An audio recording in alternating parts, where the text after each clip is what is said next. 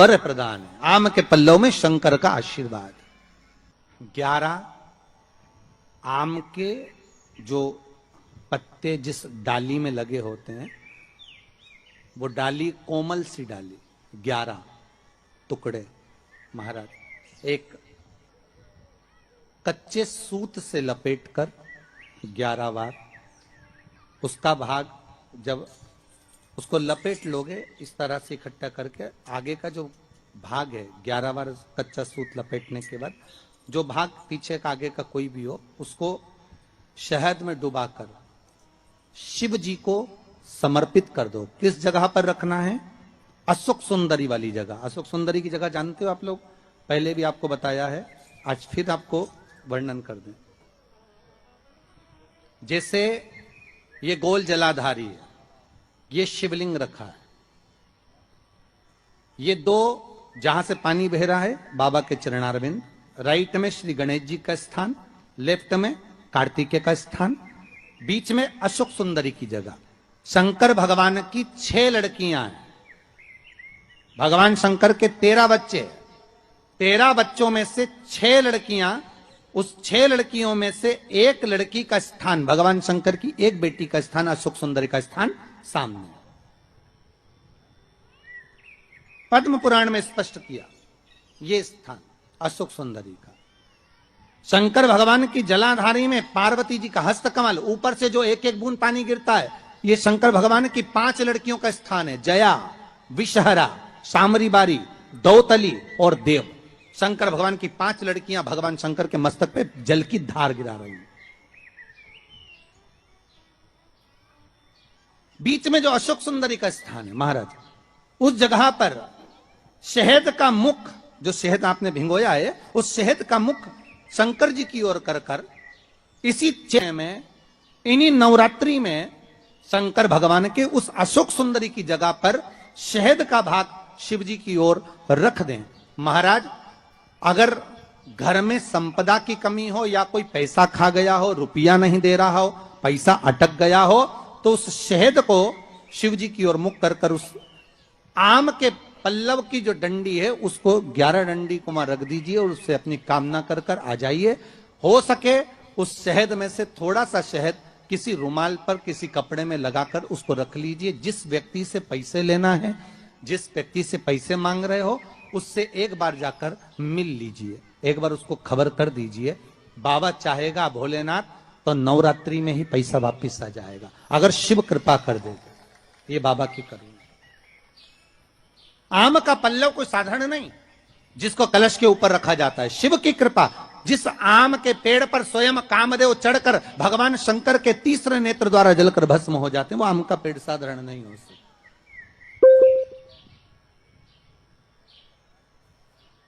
सहज नहीं है।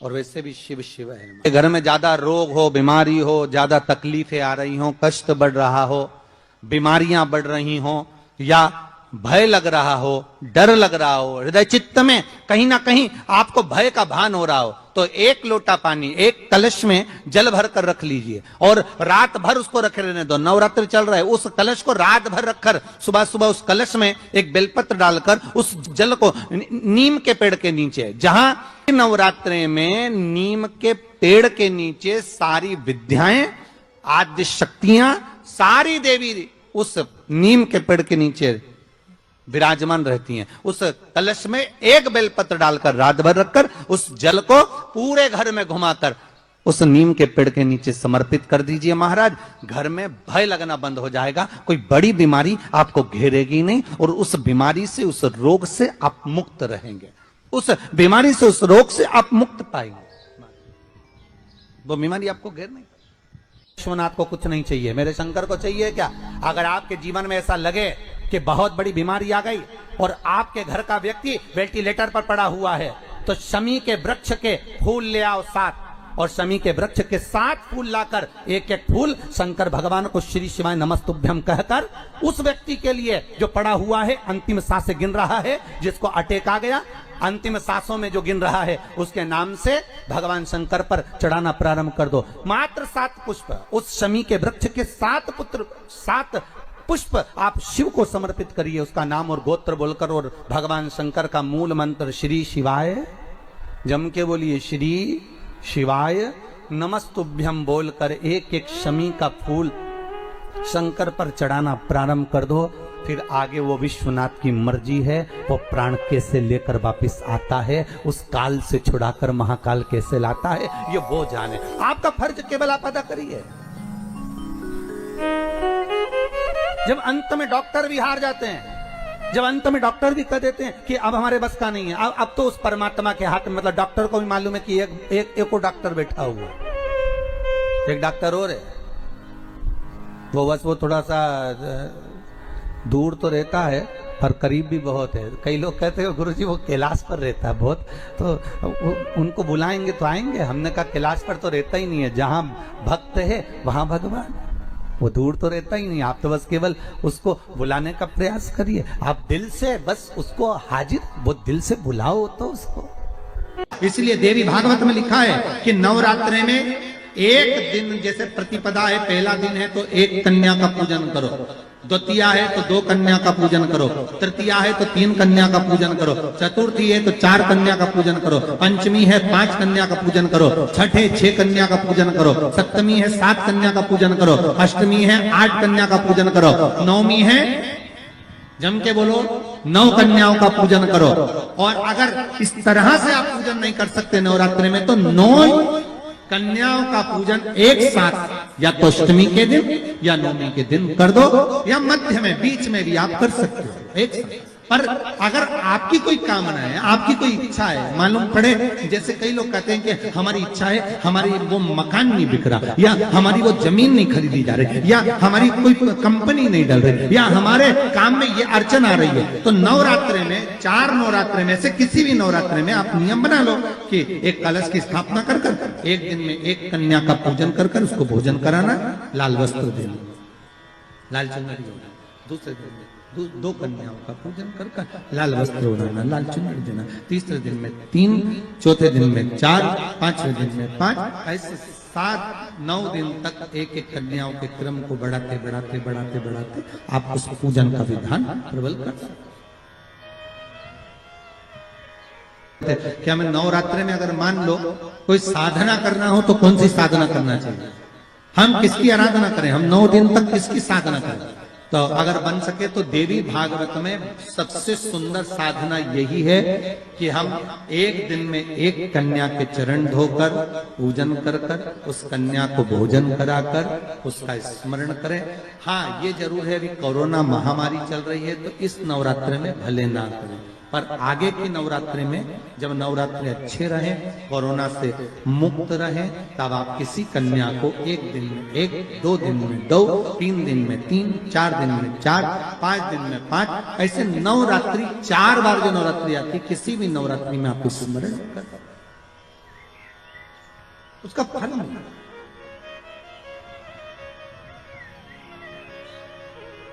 उसका फल होगा।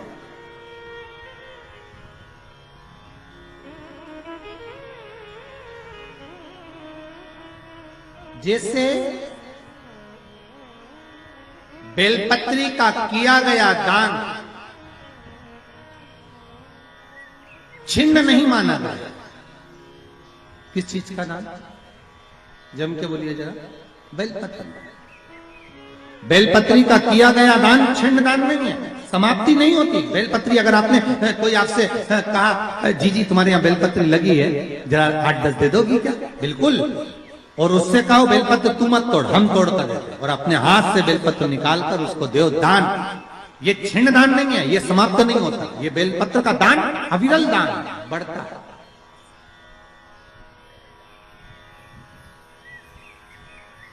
सुख का भान ये छिन्न होने वाला नहीं। अभी प्रिय है पुष्प में आंख का पुष्प, जो आंकड़े का पुष्प होता है शंकर को बड़ा प्रिय है।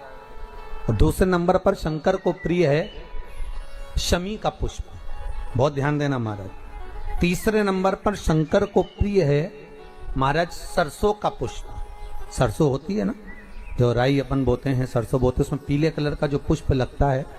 हमारा तो निवेदन रहता है जब तक सरसों आए तो प्रयास करा करो कि सरसों के 108 पुष्प शंकर भगवान पर चढ़ाना प्रारंभ कर दो। महाराज, ये पक्का है कि वर्ष भर कोई बड़ी बीमारी आपको घेर नहीं सकती अगर सरसों के फूल शिव को चढ़ रहे हैं तो। और प्रयास करना कि सरसों का जो पुष्प होता है, सरसों का जो फूल होता है महाराज, अगर कोई व्यक्ति को किडनी या लीवर से जुड़ी हुई कोई तकलीफ होती है या किसी व्यक्ति का एक्सीडेंट हो गया होता है और उसका कोई अंग रह गया हो, कोई शरीर का कोई भाग रह गया और वो काम नहीं कर रहा हो, जैसे किसी के पांव रह जाते हैं एक्सीडेंट के बाद, किसी का हाथ रह जाता है या कोई अंग काम नहीं कर रहा हो, वहां ब्लड पहुंच नहीं रहा हो, वो जगह एकदम सुन्न हो गई हो, खाली पड़ गई हो, तो उसके लिए शिव महापुराण की कथा कहती है कि सरसों के पुष्प 11 शंकर जी के राइट भाग में, जहां शिव जी के गण दरवाजे के द्वारपाल मणिभद्र जिस जगह पर निवास करते हैं, कौन निवास करते हैं? मणिभद्र। शंकर जी के दरवाजे के द्वारपाल हैं मणिभद्र जी। तो मणिभद्र दरवाजे के द्वारपाल में राइट भाग में मणिभद्र जी विराजते हैं। मतलब राइट भाग कौन सा हुआ? जब आप मंदिर से बाहर निकलेंगे तो राइट भाग, मंदिर में प्रवेश करेंगे जब राइट नहीं होना चाहिए, आप मंदिर से जब जाएं तो राइट भाग। मतलब आप मंदिर से राइट से जाएंगे तो शंकर जी का भी राइट हो जाएगा, क्योंकि शिव जी ऐसे बैठे हैं तो शंकर जी का भी राइट हो गया, देवता उनका भी राइट हो गया, तो राइट भाग सीधा हाथ मणिभद्र जी का स्थान। 11 सरसों के पुष्प मणिभद्र के उस द्वार पर आप रख दीजिए और मणिभद्र के द्वार पर रखकर अंदर जाकर 108 वापिस जब आप बाहर निकल रहे हैं, ये पुष्प आप रखने के बाद एक बार बाहर जाएंगे, फिर वापिस आएंगे मणिभद्र रखने के बाद, और अंदर जाकर 108 सरसों के पुष्प शंकर को समर्पित करेंगे महाराज। उस सरसों के पुष्प जो शिव जी को आप समर्पित कर रहे हैं उसको वापिस लेकर आएंगे, श्री शिवाय नमस्तुभ्यम बोलकर उस सरसों के पुष्प को महाराज सरसों के तेल की बोतल में उसको डाल लीजिए।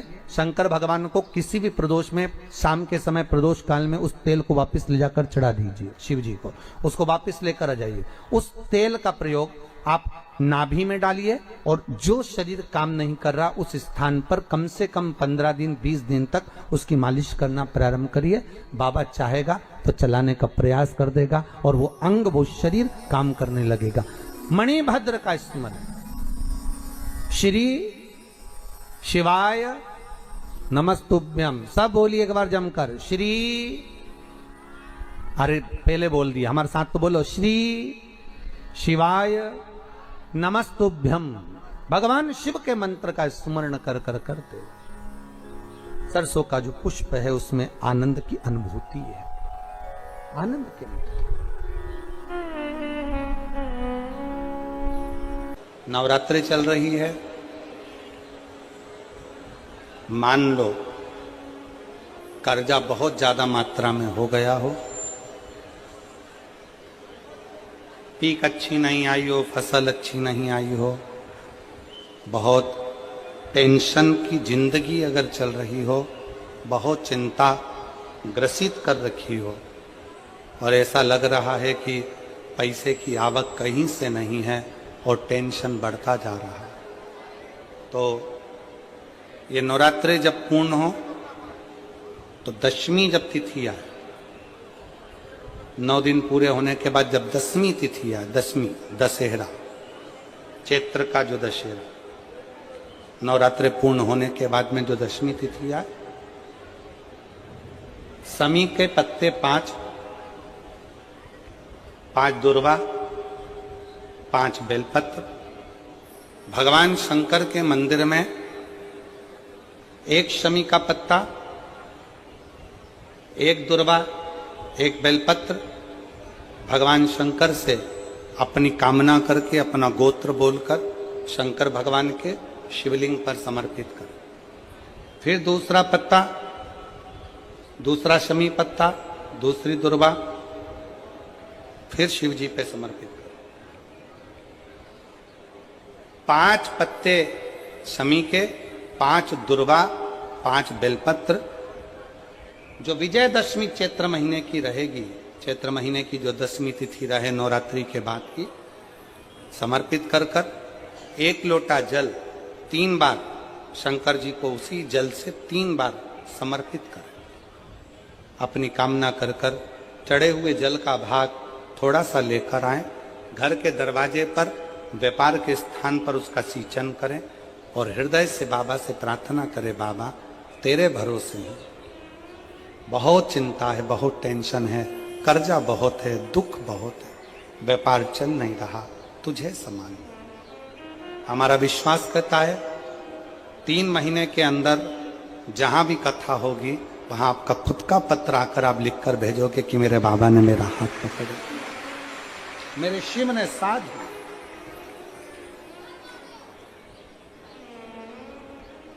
विजयदशमी पर शमी के पत्र की बड़ी महत्वता होती है।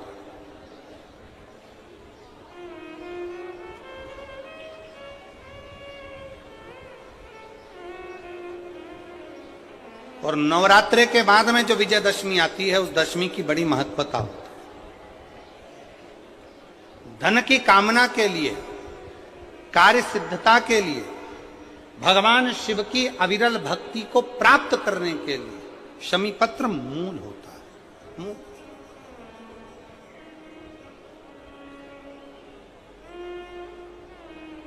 और हम तो बिल्कुल कहेंगे शहादा वालों से भी, और जितने आस्था चैनल पर कथा सुन रहे हैं, जितने टीवी पर कथा सुन रहे हैं, मोबाइल पर कथा सुन रहे हैं, कि कभी कभी 2 स्थान पर दीप लगाने में पीछे मत हटो। पहला, बेलपत्री के वृक्ष के नीचे। दूसरा, कहीं मौका लग जाए तो शमी के वृक्ष के नीचे भी कभी कभी अपनी कामना के लिए बाबा से प्रार्थना कर कर कि बहुत कर्जे में लदालूम हूं, बहुत तकलीफ चल रही है, तो बेलपत्री के वृक्ष के नीचे भी दिया लगाओ और शमी के पेड़ के नीचे भी दिया लगाओ। कभी कभी बाबा से प्रार्थना।